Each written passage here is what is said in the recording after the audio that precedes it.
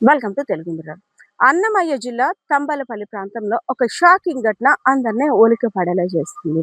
సాధారణంగా ఫ్యామిలీలో అందరూ ఇంట్లో కలిసి ఒకేసారి షాక్‌కి గురైన ఘటన. బాంబు పేలినట్టుగా రిఫ్రిజిరేటర్ పేలిపోయింది. మొన్నటి వరకు ఏసీలు పేలుతున్నాయంటే భయపడి, అమ్మో! మా ఏసీ కండిషన్ చూడండయ్యా అంటూ సర్వీస్ సెంటర్‌కి పరిగెట్టి సర్వీసింగ్ చేయించుకుంటున్నాం. అదేవిధంగా ఇంట్లో షార్ట్ సర్క్యూట్ ప్రాబ్లమ్స్ వస్తున్నాయంటే, అమ్మో! షార్ట్ సర్క్యూట్ కారణంగా ప్రాణాలే పోతున్నాయి అంటూ ఆ ఎలక్ట్రీషియన్‌ని తీసుకొచ్చి పాత స్విచ్‌లు ఏమైనా ఉన్నా, పాత వైరింగ్ ఉన్నా దాన్ని మళ్ళీ రీమోడలింగ్ చేయించుకొని మళ్ళీ కొత్తవన్నీ పెట్టుకుంటున్నాం. కానీ ప్రమాదం ఏ విధంగా ఎలా పొంచి ఉంటుందో తెలియట్లేదు. ఈ మధ్య ఎలక్ట్రికల్‌కి సంబంధించిన వస్తువులన్నీ కూడా బాంబుల్లా పేరి హడలెత్తిస్తున్నాయి.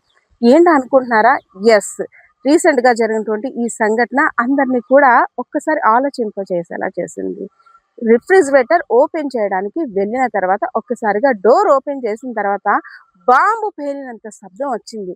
అయోమయ పరిస్థితిలోకి కుటుంబ సభ్యులందరూ కూడా వెళ్ళిపోయారు.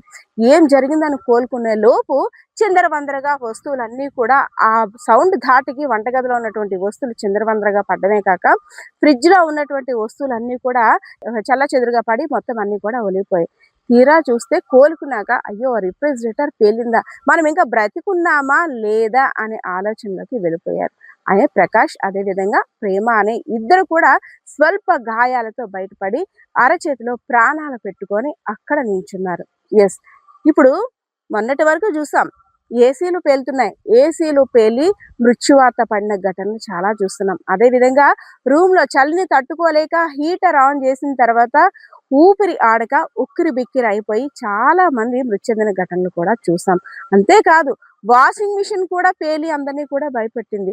రోజు మన మధ్య ఉన్న వస్తువులే ఈరోజు నువ్వా అంటూ మన వైపు మమ్మల్ని ముట్టుకున్నావా జాగ్రత్త అంటూ చూసుకునే పరిస్థితికి వచ్చేసామేమో అనిపిస్తుంది ఈ ఘటన చూస్తుంటే.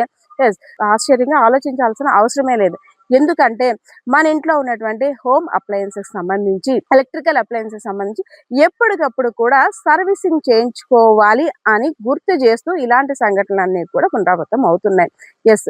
జరిగిన సంఘటన తర్వాత ఎవరైతే ఉన్నారో అప్రమత్తమయ్యి వారంతా కూడా షార్ట్ సర్క్యూట్‌కి సంబంధించా లేదంటే ఇంకా లోపల ఇంకేదైనా ప్రాబ్లమ్ ఉందా అని ఎంక్వైరీ చేయగా రిఫ్రిజిరేటర్‌లో ఉన్నటువంటి గ్యాస్ ఒక్కసారిగా బయటికి రావడంతో ఇంత దారుణమైన ఘటన జరిగినట్టు కూడా సర్వీసింగ్‌కి సంబంధించినటువంటి ఎలక్ట్రీషియన్ కూడా తెలియజేశారు. సో ఏదైతేనేం ఈ ఘటనకు సంబంధించి అసలు గ్రామస్తులు అదేవిధంగా ఆ కుటుంబ సభ్యులు ఏమంటున్నారో వారి మాటల్లోనే విందాం.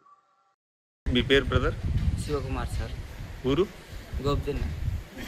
ఏం జరిగింది? నైట్ రిఫ్రిజిరేటర్ లీక్ అయ్యేసి. రిఫ్రిజిరేటరా సిలిండరా? రిఫ్రిజిరేటరే సార్. వాసన వస్తుందని మా వైఫ్ డోర్ తీసేదానికి పోతే ఒకటేసారి బ్లాస్ట్ అయిపోయింది. లోపల ఎవరెవరు ఉన్నారు? లోపల మా అల్లుడు ఉన్నారు సార్. మీ అల్లుడా? మా అల్లుడు పేరు? ప్రకాష్. మీరు? నా పేరు శివకుమార్. మీరు బయట పడుకుంటున్నారా? ఎవరెవరు బయట పడుకున్నారు? నేను, మా భార్య, నా మేనకోడలు. మీ భార్య పేరు? పవిత్ర. మీ మేనకోడల పేరు? స్వప్న. మీ అబ్బాయి చిన్నపిల్ల పేరు? జస్విన్ కుమార్. ఎంత ఉంటుంది వయసు? 3 సంవత్సరాలు. మీరు బయట పడుకుంటున్నారు. ప్లేస్ ఓపెన్ చేసి చూసారా? మా వైఫ్ ఓపెన్ చేసి చూస్తే బ్లాస్ట్ అయిపోయింది. మొత్తం కాలిపోయింది. మొత్తం రేకులన్నీ పైకి లేచిపోయింది.